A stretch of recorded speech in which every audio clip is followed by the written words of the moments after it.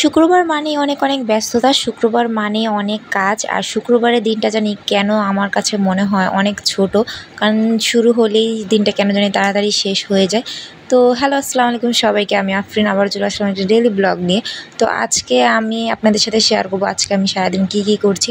তো আজকে কিন্তু আমি অনেক কাজ করেছি। তো সকালে উঠে নাস্তা খেয়ে আর দুপুরে তাড়াতাড়ি করে ভাত তরকারি রান্না করে ফেলছি। তো আমি ডাল রান্না করছিলাম আর আকাশ মাছ ভুনা করেছিলাম। আজকে যেহেতু আমরা বিকেলে ঘুরতে যাব, সেজন্য ঘরে আর কিছু রান্না করিনি তেমন। তো হালকা পাতলা রান্না করে আমরা খেয়ে নিচ্ছি, কারণ আমরা আজকে অনেক সুন্দর একটা জায়গায় ঘুরতে যাব।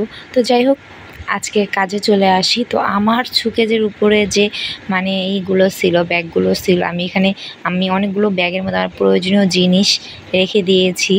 তো এগুলো অনেক দিন ধরেই এগুলো এইভাবে থেকে অনেক ধুলাবালু ময়লা জমে গেছে।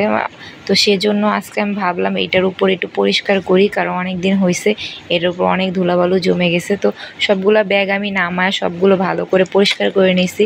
তো পরিষ্কার করে আমি আবার উঠায় রাখছি। তারপরে আমি ঘরে একটু ধুল ঝেড়ে নিতেছিলাম। ঘরে নাকি ধুল থাকলে তাহলে নাকি ঘরে আয়ুর্নতি বরকত আসে না, সেজন্য আমি সবসময় আমার ঘরটাকে পরিষ্কার রাখি, যেন ওয়ালে কোনো ধুল টুল না থাকে। তো এটা ছোটোবেলা থেকে শুনে আসছি, কতটা সত্য আমি জানি না, আপনারা বলবেন। তো তারপরে দেখলাম আমার ফ্যানটার অবস্থা খুবই খারাপ, ফ্যানে অনেক ময়লা জমছে, যার কারণে বাতাস একদমই লাগে না। সেজন্য আমি আমার টি টেবিলের উপরে উঠে আমি ফ্যান মোছা শুরু করে দিছি। তো আমার হাজব্যান্ডকে বলতেছিলাম একটু পরিষ্কার করে দাও, ও বলতেছিল যে না তুমিই করো, কারণ আমি আমার কি বলে এটাকে লাম্বা বউ বিয়ে করছি ফ্যান পরিষ্কার করার জন্য। যাই হোক, তো কি করব, তো আমি পরে পরিষ্কার করতেছিলাম ফ্যানটা ভালো করে। পরিষ্কার পরে আমি এই তো সোফা পরিষ্কার করা শুরু করলাম। তো এগুলো আসলে প্রতিদিনই পরিষ্কার করতে হয়, এগুলো পরিষ্কার না করলে না ধুলাবালু জমে যায় আর কালারগুলো একদম ডিসকালার হয়ে যায়, ময়লা হয়ে যায়। তো তারপরে আমি এই তো আমার র্যাকে চলে আসছি। র্যাকটা অনেক দিন ধরেই অপরিষ্কার ছিল, তো র্যাকটা পরিষ্কার করলাম।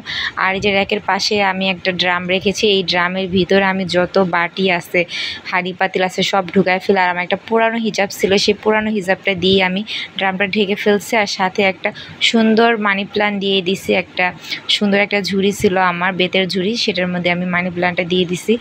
তো এই তো আমার যে রান্নাঘরের পাশে দেওয়ালটা আছে, তো এখানে অনেক সুন্দর একটা শোপিস আছে। এটা কিন্তু আমার হাজব্যান্ড আমাকে বানায় দিছে কাঠের দিয়ে, ওর নিজের হাতে এই কাঠ দিয়ে আমাকে এই শোপিসটা বানিয়ে দিছে। তো এখানে আমি কিছু মানি প্ল্যান্ট রেখেছি, মানি প্ল্যান্টের গাছ। তো গাছগুলোতে অনেক দিন পানি চেঞ্জ করা না হওয়ার কারণে কিন্তু গাছগুলো মরে যাচ্ছিলো।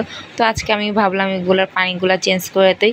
দেখে তো কেমন লাগতেছে। তো ঘরটা কিন্তু আমি মোটামুটি গুছিয়ে ফেলছি সুন্দর করে। তো ঘর গুছানো শেষ। তো তারপরে আমি আমার পছন্দের কিছু কসমেটিক গয়না আর শাড়ি বের করে নিচ্ছি, আর পছন্দের একটা ব্যাগ। তো আজকে আমরা একটু ঘুরতে যাব, তাই তাড়াতাড়ি কাজ শেষ করে রেডি হয়ে গেছি ঘুরতে যাওয়ার জন্য। আজকে আমরা কোথায় ঘুরতে যাব সেটা আমি পরবর্তী ভিডিওতে আপনাদের সাথে শেয়ার করব। সবাইকে ধন্যবাদ।